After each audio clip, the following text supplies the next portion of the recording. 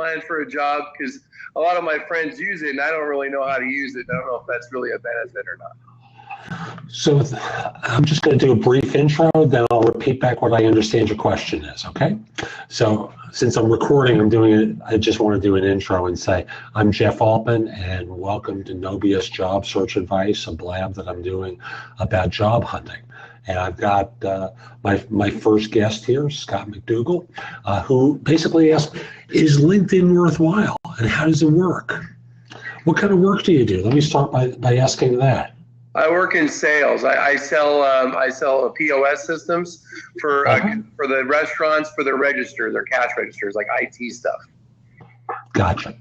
So yes, LinkedIn is incredibly valuable for you. It'll help you not just simply from the standpoint of finding a position, it's also going to help you from the vantage point of building your business, because you'll learn more about people that you're connected with.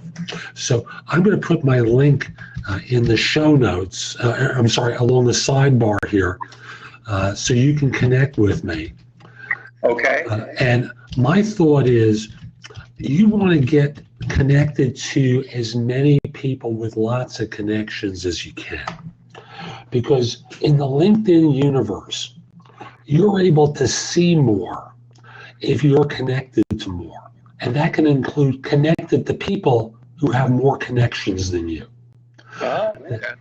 Now, I'm a guy with about 15,000 first-level connections, which in the LinkedIn mathematics of first, second, and third level connections translates into some ridiculously high number. And thus, if there are people that I'm connected with that you want to hook up with in some way, you send a message to me and say, hey, Jeff, I'd like to talk to this person in your network. You think you can put me in touch? And I'll forward your connection request to them so that you can start a dialogue directly with them. Oh, okay. Now, here's a couple of basic tips.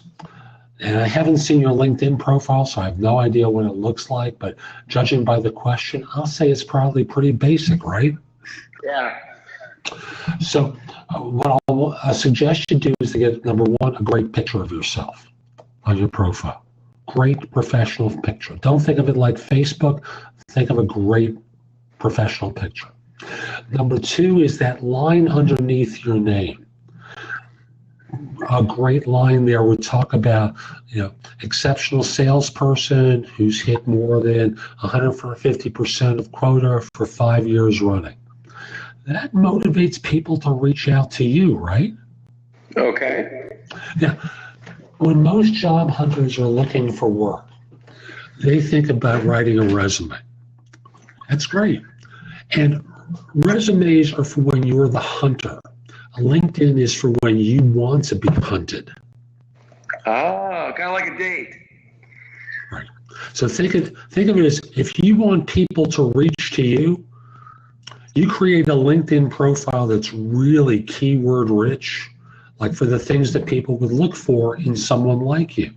Okay. So sales, metrics for sales, the type of sales that you've done. Things along those lines go a long way toward getting people's attention, and they'll start searching for you. Now, I'm always a believer that you make it easy for people to really connect with you. I'm not talking about just on LinkedIn, but to take what they see on LinkedIn and to reach out to you in real life. So you've got this summary area on LinkedIn. You write some great text about what you've done and make the point of putting in your email address and phone number there. Okay. So this way, people aren't just going to connect with you on LinkedIn. They can call you up. They can email you. Now, can you get your Facebook friends and convert them over to LinkedIn? Absolutely. And a lot of people, I have more Facebook friends than I have LinkedIn friends, and they have jobs all over the place. So I don't know how to sync that. There's a place on LinkedIn when you log in, and if you just bear with me, I'm going to take a peek if I can direct you there, and it'll be part of an audio. But if they're an email, you'll be able to hook them in.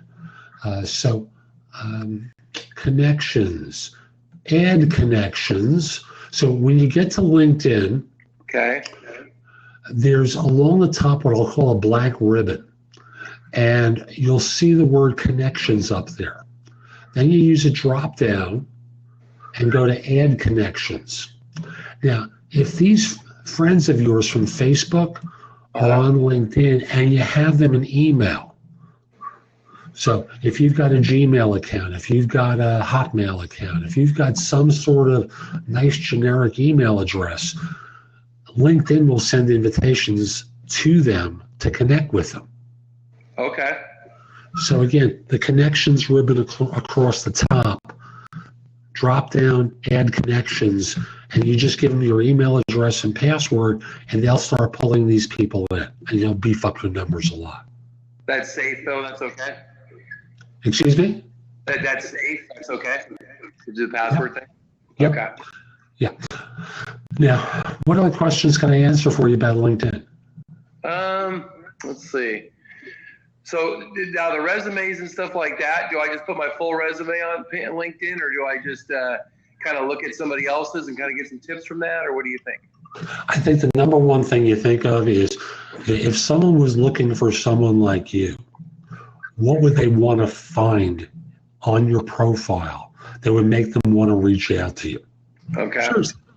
And, I don't know if you're comfortable doing search engine optimization, because LinkedIn is like a big search engine.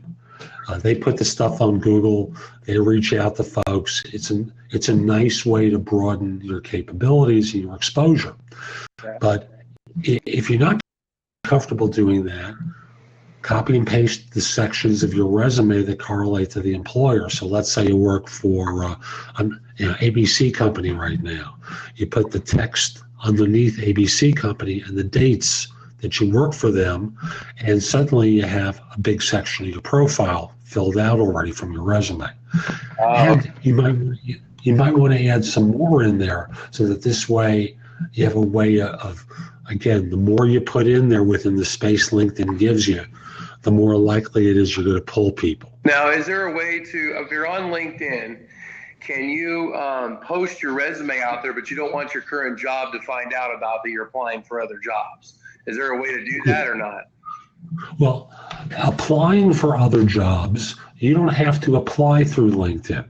Oh. Now, if you're updating your profile and you're connected to your boss, for example, already on LinkedIn, there are privacy settings that you can go to and turn off the privacy setting where anyone you're connected with is notified of changes. And the way to find that is in the upper right. If you have a picture up there, great. If not, there's going to be some little icon that they throw up there, and it opens up a drop down where privacy and settings is there. And normally it's toward the center on the bottom, and you can turn off notifications to anyone that you're connected with. Okay. So that they won't get notices when you do the update. And then you turn it back on afterwards. Oh, okay. So it's like for however long you're tweaking your profile, keep it turned off. And then turn it back on. Forex Alerts, Nick, welcome in. Good to have you.